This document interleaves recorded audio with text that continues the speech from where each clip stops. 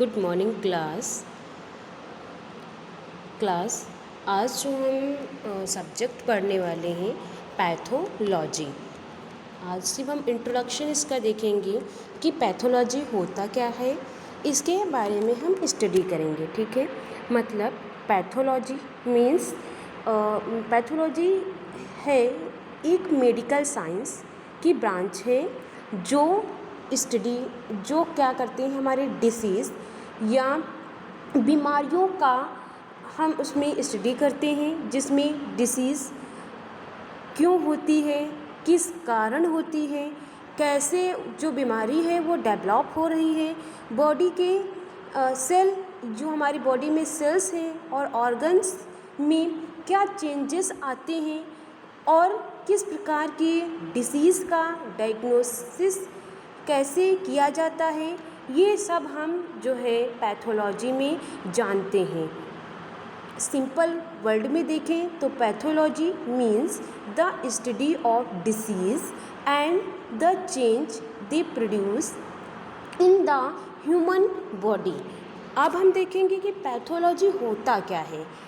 तो जब किसी इंसान को कोई बीमारी होती है तो सिर्फ सिम्टम्स दिखना काफ़ी नहीं होता है, डॉक्टर को ये भी जानना होता है कि जो हमें सिम्टम्स या बीमारी के जो वजह है वो क्या है, किस कारण हमें डिसीज़ हुई है। ठीक है, बॉडी के किस ऑर्गन को वो जो बीमारी हमें हुई है वो अफेक्ट कर रही है। ठीक है, इसमें जो हमारी बॉडी में सेल्स या टिश्यू में क्या चेंजेस आए हैं जिससे हमें डिसीज़ हुई है, बीमारी कॉज हुई है, डिसीज़ कितनी सीरियस है, माइल्ड है या मॉडरेट है या सीवियर है, ये देखेंगे। इसका सही ट्रीटमेंट क्या होगा, ये हम क्या देखेंगे पैथोलॉजी में। इन सब सवालों का जो आंसर है, जो जवाब है, हम पैथोलॉजी हमारी देती है।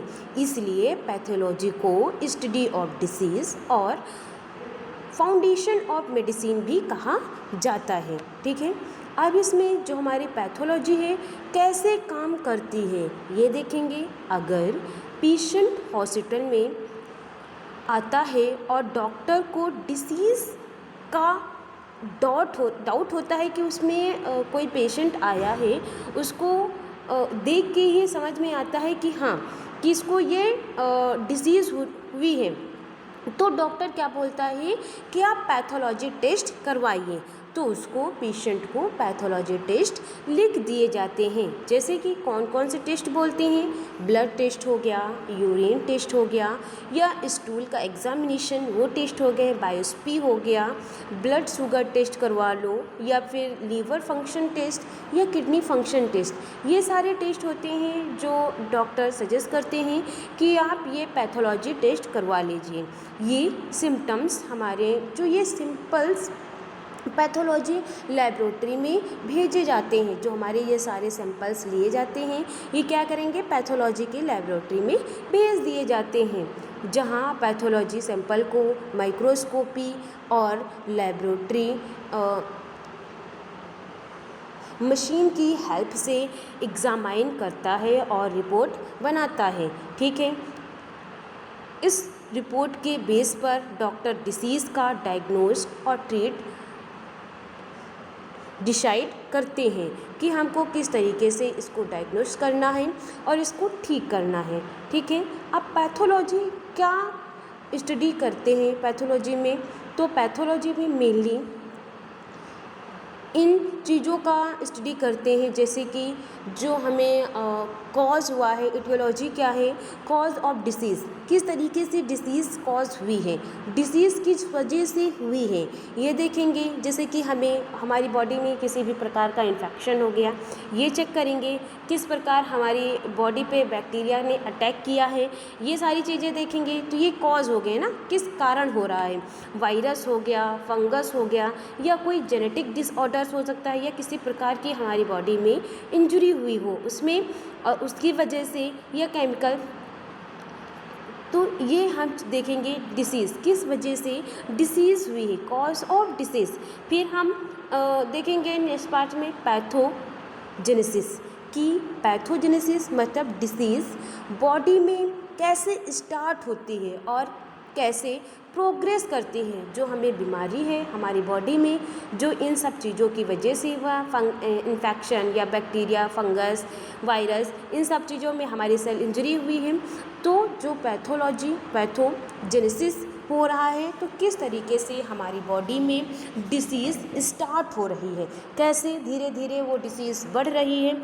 जैसे कि वायरस क्या है, बॉडी में इंटर करता है तो सेल को डैमेज करता है, जिसकी वजह से क्या होता है, इन्फ्लामेशन होता है और सिम्टम्स अपीयर हो जाते हैं, हमें सिम्टम्स दिखने लगते हैं। ठीक है, ये हमारे क्या होते हैं, पैथोजेनेसिस।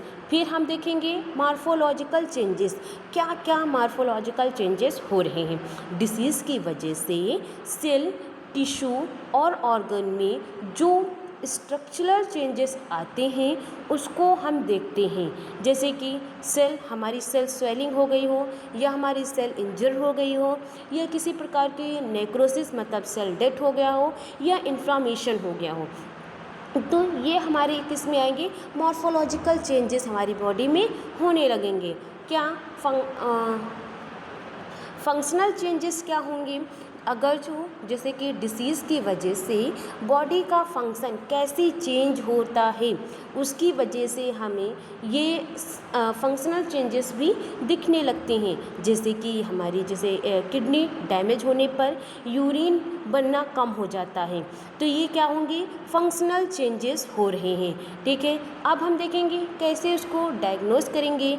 तो जब हम लेबोरेटरी में टेस्ट के थ्रू डिसीज़ को क्या करेंगे, आइडेंटिफाई कर लेंगे। जैसे सीबीसी टेस्ट से एनीमिया का डायग्नोसिस होना, ब्लड शुगर से डायबिटीज़ का डायग्नोस होना, बायोप्सी से कैंसर का डायग्नोस होना। तो ये हम क्या करेंगे, डायग्नोसिस मतलब हम लेबोरेटरी में जब इसका टेस्ट करेंगे तो हमें डिसीज़ क्या होगी, आइडेंटिफाई हो जाएगी ईजिली। ठीक है, अब हम देखेंगे जो पैथोलॉजी की इम्पॉर्टेंस क्या क्या हो सकती हैं, किस तरीके से वो हमारे लिए इम्पॉर्टेंट है। ठीक है, देखें पैथोलॉजी बहुत इम्पॉर्टेंट है क्योंकि डिसीज़ का एक्सट्रैक्ट डायग्नोसिस करती है। ठीक है, डिसीज़ की सीवियरिटी बताती है, डॉक्टर को सही ट्रीटमेंट चॉइस करने में हेल्प करती है। जैसे कैंसर डिटेक्ट करने में इम्पॉर्टेंट रोल निभाती है। तो ये क्या है, पैथोलॉजी किस लिए हमारे लिए बहुत ज़्यादा इम्पॉर्टेंट है। रिसर्च और मेडिकल एजुकेशन में भी ये यूज़ होती है। तो ये पैथोलॉजी क्या है, हमारे लिए बहुत ज़्यादा इम्पॉर्टेंट है। जैसे एग्जाम्पल के थ्रू देख लें, अगर किसी पेशेंट को फीवर होता है तो डॉक्टर सिर्फ फीवर देखकर मेडिसिन नहीं देता है। ठीक है, डॉक्टर क्या करता है, पैथोलॉजी टेस्ट करवाते हैं। इसमें जैसे कि हमारा सीबीसी टेस्ट या फिर ब्लड कल्चर्स या यूरिन टेस्ट, ये सारे टेस्ट के अकॉर्डिंग ही वो क्या करते हैं, डायग्नोसिस स्टार्ट करते हैं। रिपोर्ट से पता चलता है कि फीवर बैक्टीरिया से हुआ है, या हमारी फंगस इन्फेक्शन से हुआ है, या वायरल इन्फेक्शन से हुआ है, या किसी और डिसीज़ की वजह से हुआ है। तो ये क्या करते हैं, डॉक्टर उसका पहले पैथोलॉजिकल टेस्ट करवाते हैं, जिससे वो आइडेंटिफाई हो जाता है, उनको ट्रीटमेंट करने में ईजिली हो जाता है। इसके बाद डॉक्टर प्रॉपर ट्रीटमेंट स्टार्ट करते हैं। ठीक है, अब हम देखेंगे पैथोलॉजिस्ट कौन क्यों होता है। इसमें पैथोलॉजिस्ट एक स्पेशलिस्ट डॉक्टर होते हैं जो ब्लड, यूरिन और टिश्यू सैंपल एग्जामाइन करते हैं। जैसे कि हमारा माइक्रोस्कोप से सेल और टिश्यू दिखते हैं, वैसे ही लेबोरेटरी रिपोर्ट प्रिपेयर करते हैं। ठीक है, डिसीज़ का फाइनल डायग्नोसिस कंफर्म करता है। ठीक है, तो ये हमारा क्या है, पैथोलॉजी का कुछ इंट्रोडक्शन। तो ये हमारा रहा इंट्रोडक्शन पैथोलॉजी का। अब हम देखेंगे इसकी डेफिनेशन और स्कोप ऑफ पैथोलॉजी।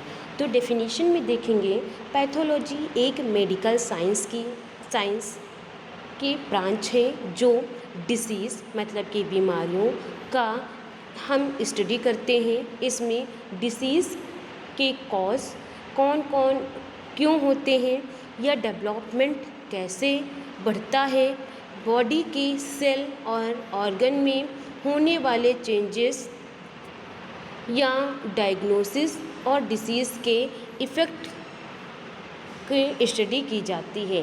तो ये हमारी क्या है, नॉर्मल डिफिनीशन है। Pathology means study of disease. ये हमें बताता है कि डिसीज़ कैसे स्टार्ट होती है, बॉडी में कैसे सेपरेट होती है और बॉडी के डिफरेंट ऑर्गन को कैसे अफेक्ट करती है।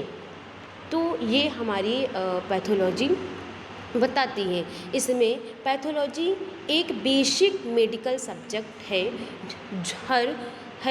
जो हर डिसीज़ को डिटेल में समझने में हेल्प करती हैं। जब किसी पर्सन को कोई डिसीज़ होती है तो पैथोलॉजी उस डिसीज़ के बारे में एक्सपेक्ट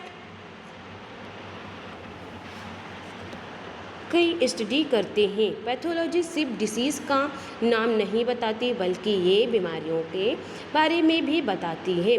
कैसे डिसीज़ किस वजह से हुई है, कैसे इसकी किस वजह से इसकी इटियोलॉजी है, डिसीज़ कैसे डेवलप हुई है, पैथोजेनेसिस, डिसीज़ की वजह से सेल और टिश्यू में क्या चेंजेस आए हैं, डिसीज़ किस वजह से बॉडी के ऑर्गन का फंक्शन का कैसे इफ़ेक्ट कर रही है या कैसे वो बढ़ रहा है, इसके बारे में बताते हैं। डिसीज़ का डायग्नोसिस कैसे करेंगे, ठीक है।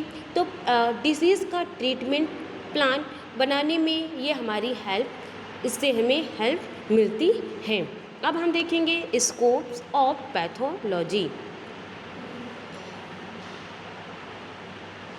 स्कोप्स ऑफ पैथोलॉजी पहला हमारा लिखा है to identify the cause of disease, मतलब disease diagnosis,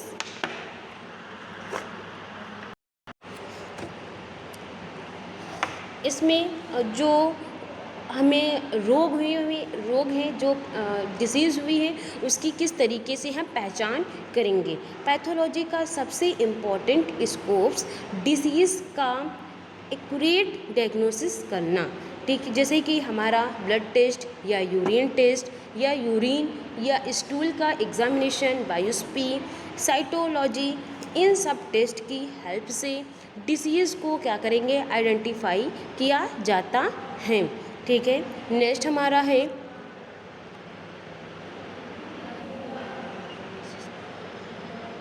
to understand how disease develop. तो स्टडी ऑफ डिसीज़ किस तरीके से जो स्टडी हुई है, study of disease, pathology disease के cause, aetiology, development, pathogenesis, progression और इफ़ेक्ट को स्टडी की जाती है। इससे डॉक्टर को डिसीज़ को अच्छी तरह समझने में क्या होती है, हेल्प मिलती है।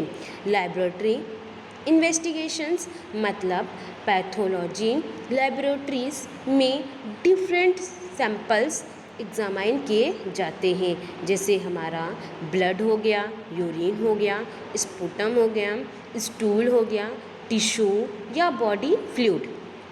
अब हम देखेंगे ट्रीटमेंट प्लानिंग, कैसे हम इसकी जो डिसीज़ हुई है उसके ट्रीटमेंट प्लानिंग करेंगे। तो पैथोलॉजी रिपोर्ट्स डॉक्टर को डिसीज़ की सीवियरिटी बताती है, ठीक है। इसके बेस पर डॉक्टर प्रॉपर मेडिसिन्स और ट्रीटमेंट प्लान डिसाइड करते हैं, ठीक है। इसमें ये भी है कि कैंसर डायग्नोसिस, बायोप्सी और हिस्टोपैथोलॉजी की हेल्प से कैंसर का डायग्नोसिस, टाइप और स्टेज की आइडेंटिफाई की जाती है।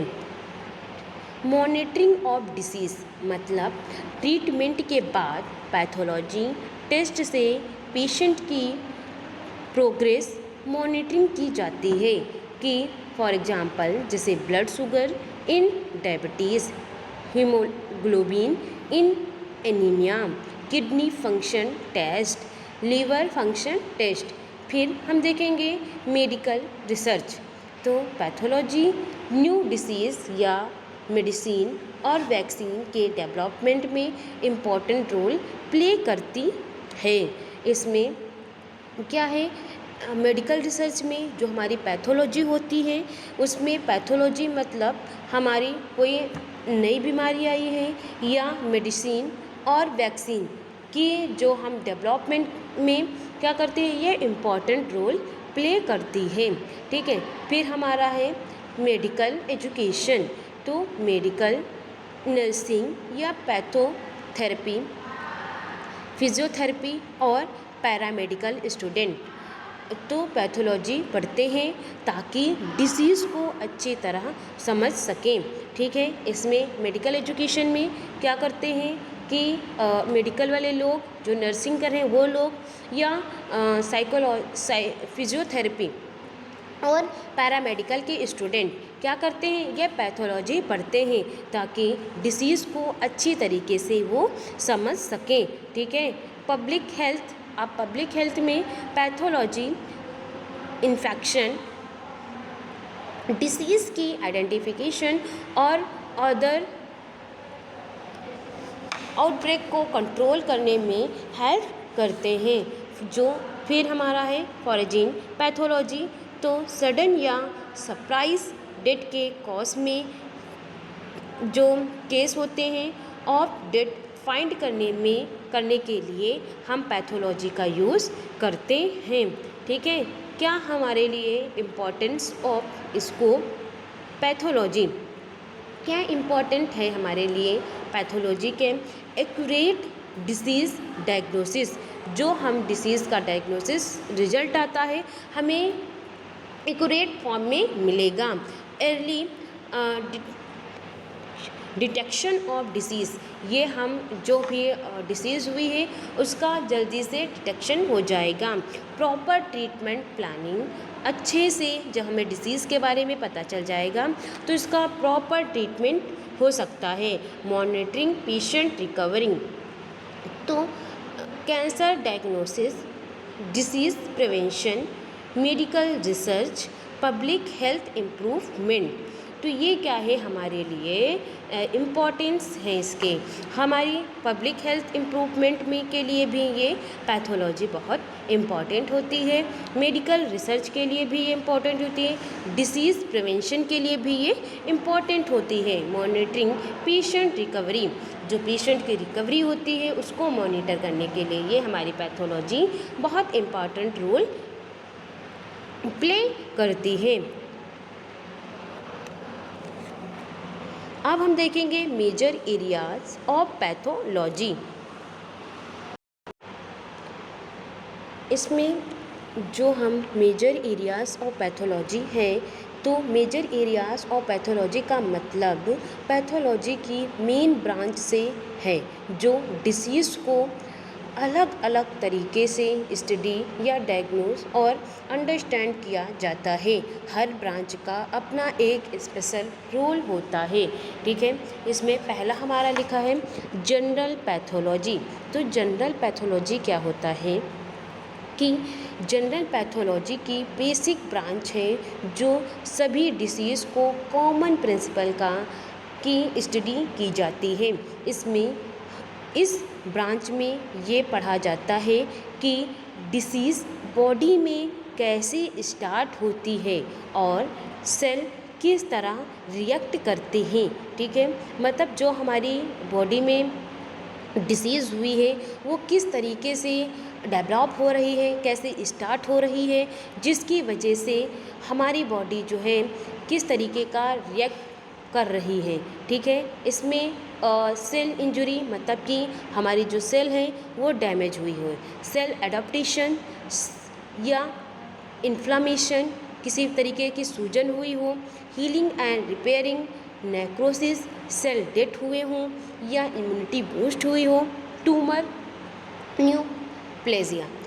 अगर किसी पर्सन को इन्फेक्शन होता है तो बॉडी में इन्फ्लामेशन कैसे होते हैं और सेल कैसे डैमेज होते हैं, ये हमारे जनरल पैथोलॉजी में स्टडी किया जाता है। ये पैथोलॉजी की फाउंडेशन है और डिसीज़ प्रोसेस को समझने में ये क्या करती है, हमारी मदद करती है। इसी में आता है हमारा सिस्टमिक पैथोलॉजी। सिस्टमिक पैथोलॉजी, इसमें सिस्टमिक रोग की वजह से सिस्टमिक पैथोलॉजी बॉडी के डिफरेंट ऑर्गन और ऑर्गन सिस्टम की डिसीज़ का स्टडी करते हैं। इसमें हर ऑर्गन की डिसीज़ अलग होती है। इस ब्रांच में उनका डिटेल स्टडी किया जाता है कि हार्ट डिसीज़ हुई हो या लंग्स डिसीज़ हुई हो या लीवर डिसीज़ हुई हो या किसी प्रकार की किडनी डिसीज़ हुई हो या ब्रेन डिसीज़ हुई हो या स्किन डिसीज़ हुई हो। तो किस में करेंगे हम, सिस्टमिक पैथोलॉजी में करेंगे। हार्ट अटैक, निमोनिया या फिर लीवर क्रोनिक या किडनी फेलियर्स, ये क्या करते हैं, डॉक्टर को स्पेसिफिक ऑर्गन की डिसीज़ डायग्नोस और ट्रीट करने में क्या करती हैं, हमारी हेल्प मिलती है। फिर हमारा आता है anatomical pathology. Anatomical pathology means, anatomical pathology में ऑर्गन, टिश्यू और सेल को माइक्रोस्कोपी के थ्रू एग्जामाइन किया जाता है। ऑपरेशंस या बायोप्सी के बाद टिश्यू सैंपल लेबोरेटरी में भेजा जाता है, जिससे पैथोलॉजिस्ट उस टिश्यू को माइक्रोस्कोप से देखकर डिसीज़ को आइडेंटिफाई करते हैं। क्या करते हैं, एनाटॉमिकल पैथोलॉजी में कोई ऑपरेशन या बायोप्सी के बाद हम क्या करेंगे, जो हमारे टिश्यू होते हैं उसका सैंपल लेके लेबोरेटरी में भेजा जाता है, ताकि पैथोलॉजिस्ट जो है उस टिश्यू को माइक्रोस्कोप से देखकर डिसीज़ का आइडेंटिफाई कर सकें, जिससे पता चलता है कि इसमें हिस्टोपैथोलॉजी, साइटोपैथोलॉजी या ऑटोपैथोलॉजी का यूज़ किया जाता है। इसमें कैंसर और टिश्यू डिसीज़ का एक्यूरेट डायग्नोसिस करने में बहुत इम्पॉर्टेंट होता है। फिर हमारा आता है क्लिनिकल पैथोलॉजी। क्लिनिकल पैथोलॉजी में, क्लिनिकल पैथोलॉजी हमारे लेबोरेटरी टेस्ट की हेल्प से डिसीज़ का डायग्नोसिस किया जाता है। इसमें पेशेंट की बॉडी या फ्लूइड और सैंपल को लेबोरेटरी में एग्जामाइन किया जाता है कि जो पेशेंट होता है उसका बॉडी फ्लूइड और सैंपल को क्या करेंगे, लेबोरेटरी में आइडेंटिफाई किया जाता है। जैसे कि कोई सैंपल हमारा ब्लड हो गया, यूरिन हो गया, स्टूल हो गया, स्पूटम हो गया या बॉडी फ्लूइड हो गया, तो हम इसमें जो टेस्ट करवाएंगे, सीबीसी करवा लेंगे, ब्लड शुगर करवा लेंगे या यूरिन एग्जामिनेशन करवा लेंगे, LFT, KFT, ये सारे टेस्ट को एग्जामाइन करेंगे। क्या इम्पोर्टेंट होंगे, डिसीज़ का जल्दी डायग्नोसिस और ट्रीटमेंट प्लानिंग में ये क्या करेगा, हमारी मदद करेगा। नेक्स्ट हमारा जो पॉइंट आता है हिस्टोपैथोलॉजी। मतलब हिस्टोपैथोलॉजी में टिश्यू बायोप्सी को माइक्रोस्कोपी के नीचे एग्जामाइन किया जाता है। इसमें बायोप्सी के थ्रू जो टिश्यू सैंपल लिए जाते हैं और उसकी माइक्रोस्कोपी एग्जामाइन की जाती है, जैसे कि हमारा कैंसर डायग्नोसिस या ट्यूमर आइडेंटिफिकेशन या ऑर्गन डिसीज़। इसमें जो हमें इम्पोर्टेंस होंगे, कैंसर कंफर्म करने के लिए सबसे इम्पॉर्टेंट ब्रांच मानी जाती है। फिर हमारा आता है साइटोपैथोलॉजी। साइटोपैथोलॉजी क्या होता है, साइटोपैथोलॉजी में इंडिविजुअल सेल का माइक्रोस्कोपिक स्टडी की जाती है। इसमें सेल को कलेक्ट करके माइक्रोस्कोपी के नीचे एग्जामाइन किया जाता है, जैसे कि पाप स्मेयर या फिर हमारा FNAC fine needle aspiration cytology. इसमें जो हमारा कैंसर और इन्फेक्शन का अर्लियर डायग्नोसिस करने में क्या करते हैं, ये हमारी मदद करती हैं। फिर हमारा आता है हिमेटोलॉजी। हिमेटोलॉजी क्या होता है? हिमेटोलॉजी मतलब ब्लड और ब्लड फॉर्मिंग ऑर्गन्स का स्टडी करना होता है। इसमें जो एग्जाम्पल, हर ब्रांच में ब्लड सेल मतलब आरबीसी, डब्ल्यूबीसी, प्लेटलेट्स या बोन मैरो और ब्लड डिसऑर्डर्स का स्टडी करते हैं, जैसे कि हमारा एनीमिया हो गया हो या ल्यूकेमिया हो गया हो या हीमोफीलिया हो गया हो।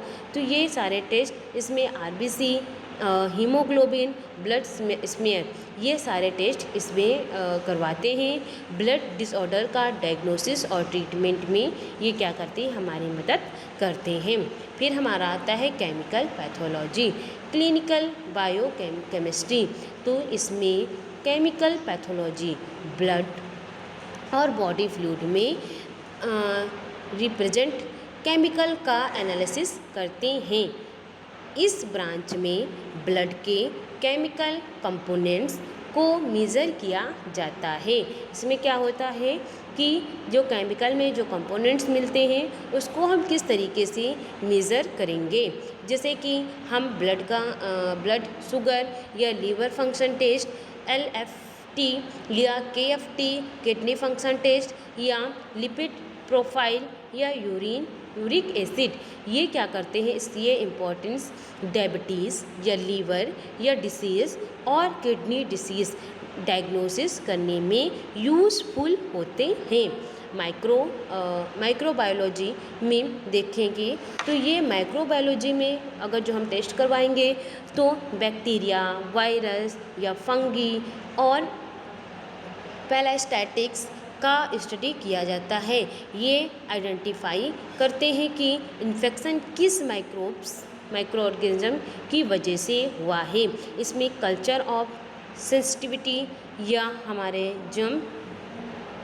ग्राम स्टैनिंग या वायरल टेस्ट, इनसे हम ये टेस्ट से आइडेंटिफाई कर सकते हैं डिसीज़ का कि इन्फेक्शन डिसीज़ का डायग्नोसिस और सही एंटीबायोटिक चूज़ करने में ये क्या करती है, हमारी मदद कराती हैं। फिर हमारा आता है इम्यूनोपैथोलॉजी, मतलब कि इम्यूनोपैथोलॉजी मीन्स इम्यून सिस्टम से रिलेटेड डिसीज़ की स्टडी करते हैं।